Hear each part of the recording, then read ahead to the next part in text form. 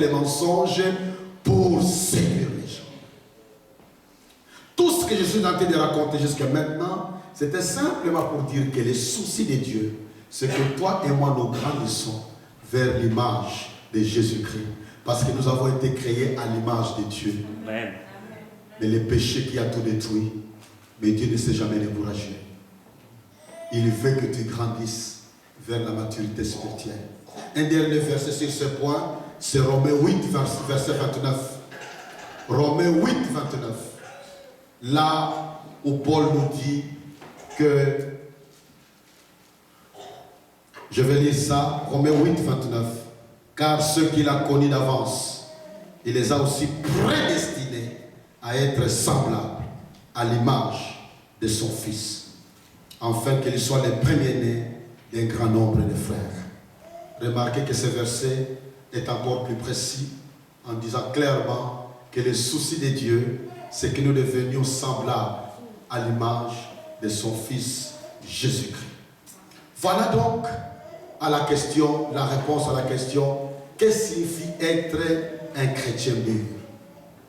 Qu'est-ce que signifie être un chrétien mûr?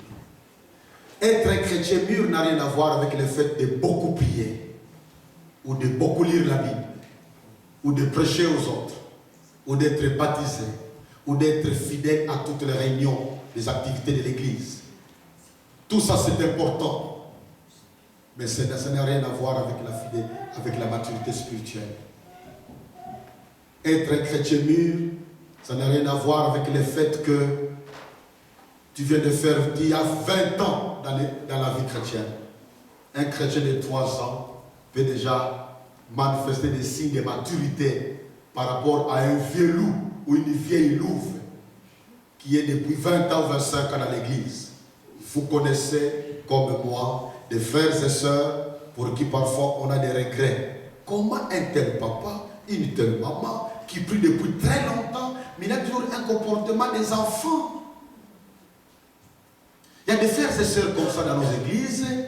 On a même peur de les cogner un peu quand on passe quelque part, il n'y a pas de route, on attend. On peut aller même plus loin. Parce que dès qu'on les touche un peu, eh bien, vous allumez un feu que vous allez regretter.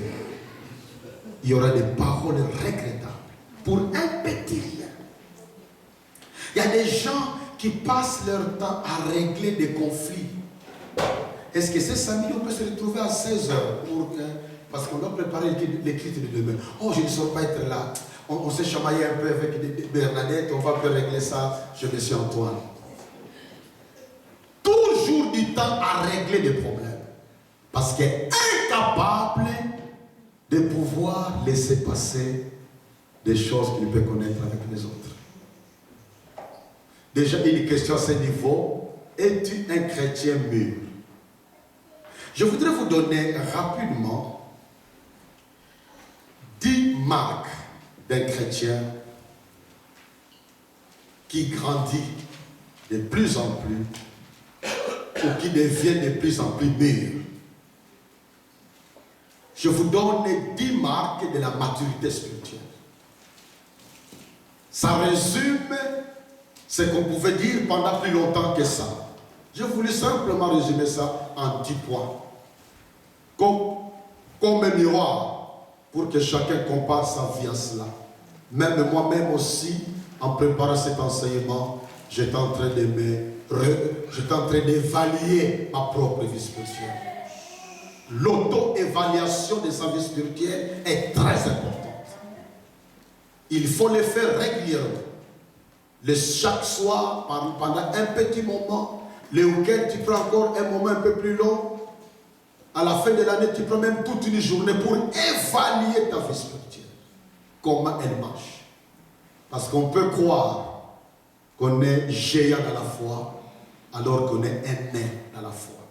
Voici les 10 marques de la maturité spirituelle. Dans le chapitre 1 de mon livre, où j'ai parlé du vrai chrétien, beaucoup de ces points sont dans ce chapitre-là, mais je vais les dire autrement. La première marque d'un chrétien mûr, ou celui qui devient de plus en plus mûr, je vais carrément utiliser l'expression qui est mûr, Mais sachez que c'est comme une courbe, la limite que nous avons tous appris en algèbre. Nous tendons vers là. Mais quand nous verrons Jésus face à face, 1 Jean 3,2 nous dit, nous serons comme il est. Amen. Nous resterons des êtres humains, mais nous serons moralement comme lui. La première marque d'un chrétien mûr, c'est qu'il a l'assurance de son salut. Il sait qu'il est sauvé. Hier, j'en ai parlé, mais volontairement, j'y reviens encore ce matin. Quand tu lui poses la question, es-tu sauvé? Il dira oui. Comment tu le sais? Il te donnera la réponse que la Bible donne. Je le sais parce qu'un jour dans ma vie, j'avais écouté l'évangile. J'avais compris que Jésus était mort pour moi. J'avais décidé de le recevoir comme mon sauveur et Seigneur personnel. Et il a changé ma vie. Je le sais. Je le verrai. L'assurance du salut. Quand tu n'es pas sûr de ton salut, il est difficile que tu sois sérieux dans ta marche avec le Seigneur. Parce que de temps en temps, le diable en profitera pour te faire croire. Mais qui sait si tu iras au ciel ou pas? Il faut profiter maintenant sur la terre. Qui sait? Deuxième marque des chrétiens mûrs, c'est l'amour pour Jésus dans son cœur grandit de plus en plus.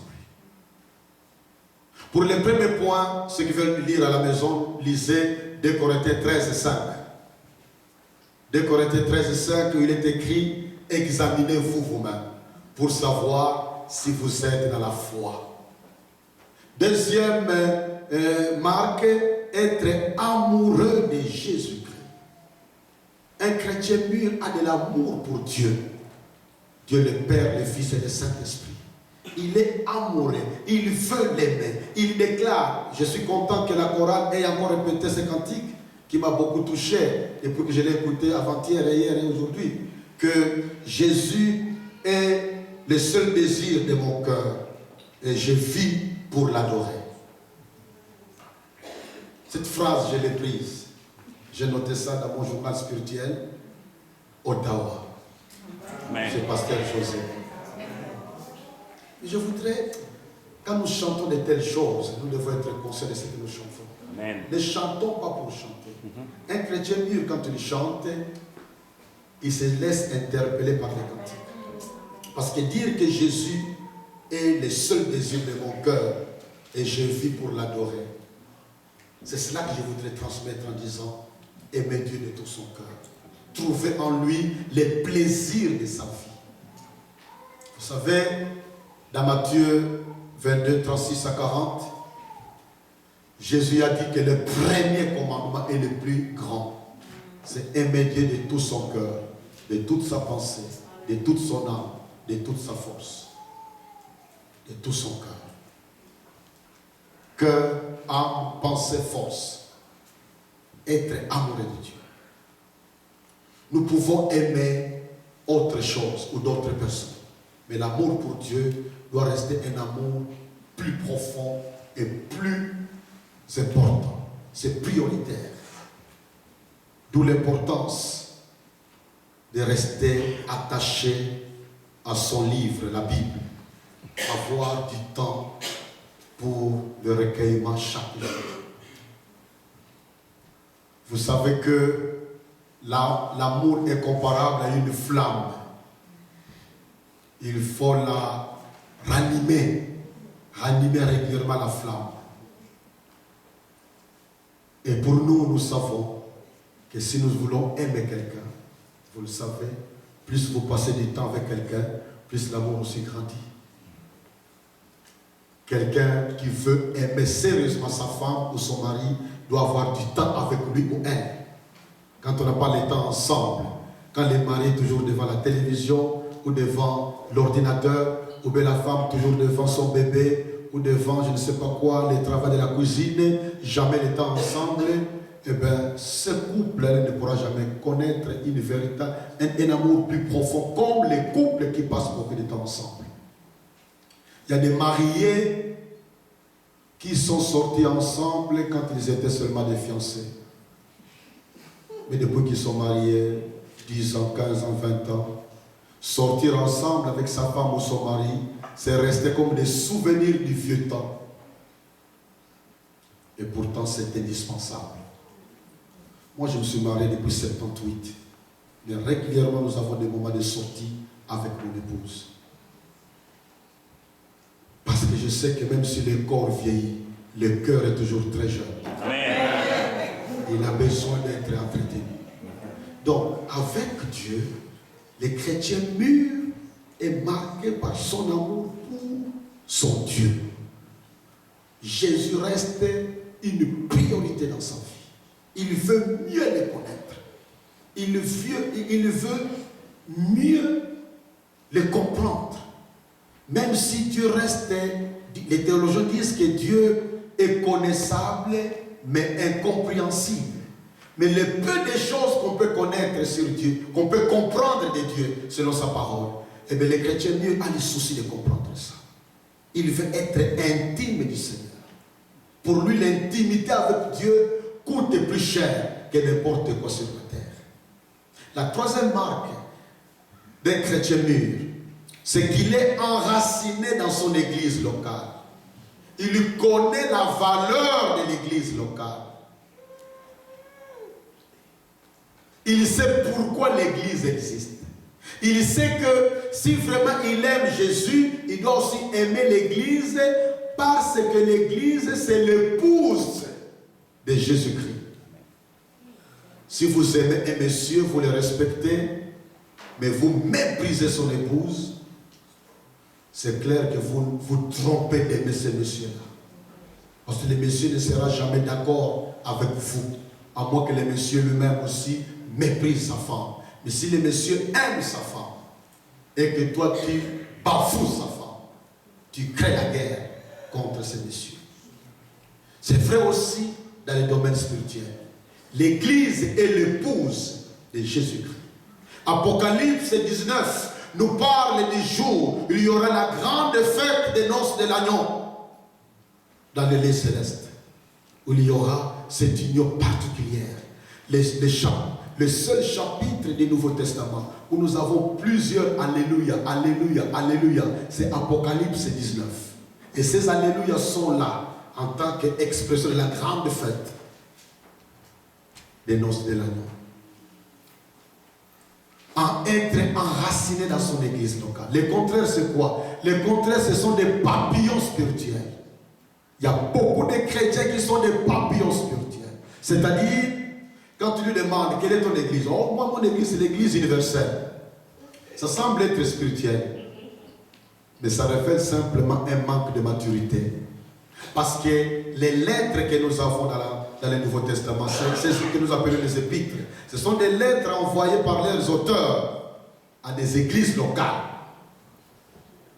L'église locale a une place importante dans la pensée de Dieu. C'est vrai que la Bible parle aussi de l'église universelle, qui est l'ensemble de tous les hommes et les femmes qui sont nés de nouveau, qui ont cru en Jésus-Christ, qui ont reçu le salut.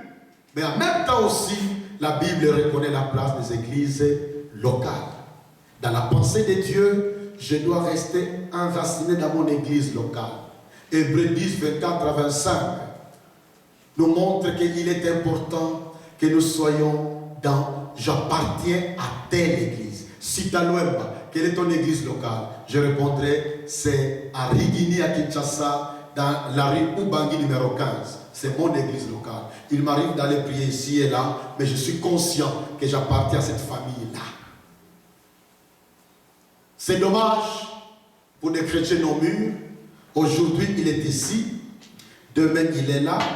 Après-demain, il est là. Après-demain, il est là. Il mange de tout.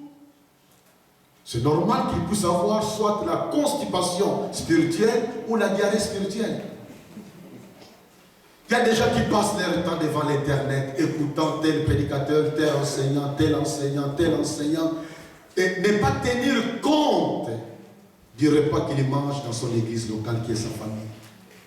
Et l'un des moyens de séduction spirituelle, c'est ce moyen-là.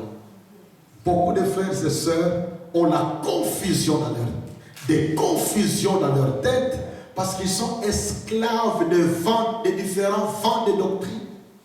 Vous êtes appelés à aimer votre église locale. Si des choses ne marchent pas dans l'église locale, vous avez le droit de contacter dans toute la politesse le pasteur de l'église pour lui exprimer votre mécontentement, votre indignité. Pourquoi, papa, depuis un certain temps, vous nous amenez dans tel genre d'enseignement, mais vous ne donnez pas de versets bibliques pour expliquer d'où ça vient. Et normalement, dans la mesure où les pasteurs aiment écouter, il écoutera. Mais si malgré vos remarques, malgré vos efforts, en contactant ou les pasteurs ou les responsables, ça ne marche pas, vous avez le droit de quitter. Mais vous quitterez l'église en montrant clairement à l'autre pourquoi vous quittez. Sinon, à part de telles choses, à moins que le Seigneur vous donne une autre vision des choses. Là, alors vous vous séparez dans l'amour, dans l'amabilité, dans l'amour, dans la compréhension. Moi, j'étais pasteur à la cathédrale du centenaire à Kinshasa. J'ai travaillé avec l'évêque Marili. Mais quand l'heure de quitter est arrivée, bon, j'ai quitté dans l'amour, dans la compréhension. Et je continue à être présent dans ces milieux-là quand c'est nécessaire.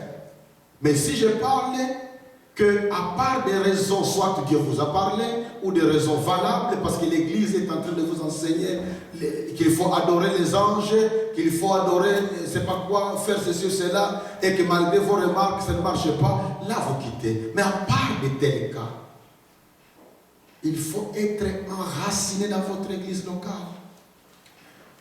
Faites tout ce que vous pouvez faire pour que votre Église locale soit épanouie. Et l'une des choses que l'église locale a besoin, c'est que votre argent soit mis. Hier, j'en ai parlé, j'en parle encore aujourd'hui. Que votre argent soit mis dans la caisse commune. Une partie d'argent que vous avez dans votre main. Pour que l'église s'épanouisse. Que l'église puisse acheter des choses nécessaires pour son épanouissement. Vous savez, quand vous gérez une église de personnes mûres, on n'a pas de temps à souffrir pour chercher leur argent. J'ai été pendant 11 ans pasteur à la paroisse protestante de l'université de Kinshasa pendant 11 ans. Dieu par sa grâce m'a aidé à laisser là-bas un grand temple, vraiment vaste, même le double de cette salle que nous avons laissé sur les campus universitaires, à côté des Hommes 20. Mais comment nous avons construit ce temple-là? Il y avait deux stratégies. Une des stratégies, ça se passait dans l'église avec tout le monde. Mais l'autre stratégie, nous avions une équipe que nous avons appelée l'équipe des sacrifiés pour le temple.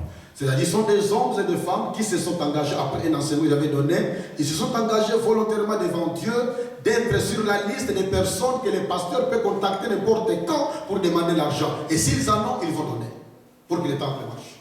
Conséquence, ça m'a donné beaucoup de liberté. Quand les maçons me disent, papa, nous avons besoin de 5 sacs dans 2 jours, ou 10 sacs dans une semaine. Ok. Je téléphone, je dis simplement à Y qui gérait ces choses-là, dit, téléphone parmi les sacrifiés, informe que nous avons besoin de 10 sacs.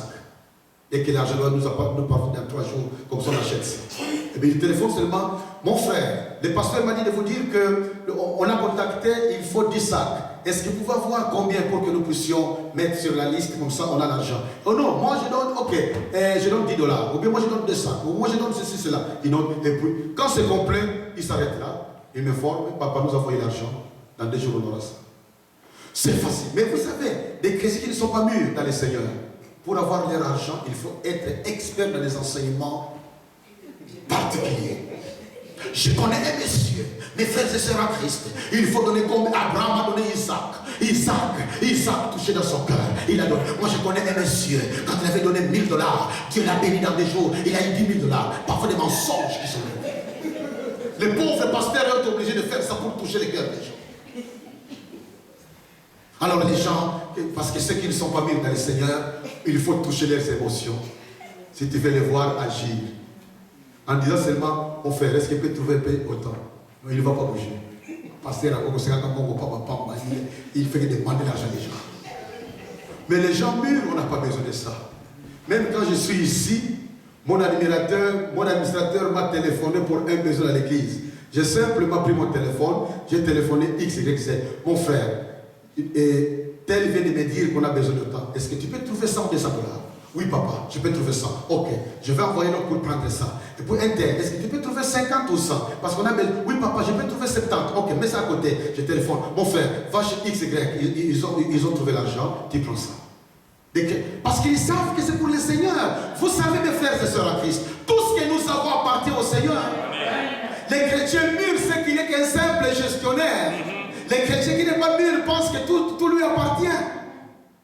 La maturité spirituelle nous aide à comprendre à travers la parole de Dieu que nous ne sommes que des intendants.